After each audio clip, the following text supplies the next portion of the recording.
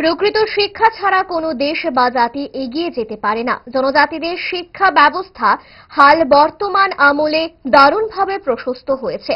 আগরতলা রবীন্দ্র ভবনে একথা বললেন মুখ্যমন্ত্রী ডক্টর মানিক সাহা। দেখুন মুখ্যমন্ত্রীর বক্তব্য।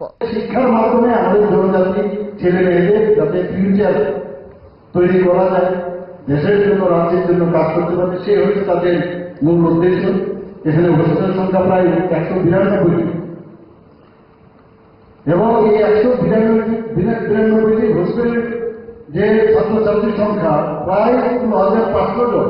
ভাবা যায়, আমি তো এটা পড়ার সময় আমি বলছি, যখন আসি তখন এগুলো যখন আমাদের টাকা আসে, এটা বিরাট অংশ ওনারা সেইভাবে ওনাদেরকে কিভাবে ভালোভাবে রাখা যায়। ওনাদের যে আমরা সবসময় বলি যে পড়াশোনার ক্ষেত্রে প্রপার এডুকেশন দেওয়া যে চেষ্টা ওনারা করে যাচ্ছেন, আমি ওনাদেরকে ধন্যবাদ দেব যে এত বছর ধরে আপনারা এই কাজটা চালিয়ে যাচ্ছেন এবং সরকার আপনাদের সাথে আছে।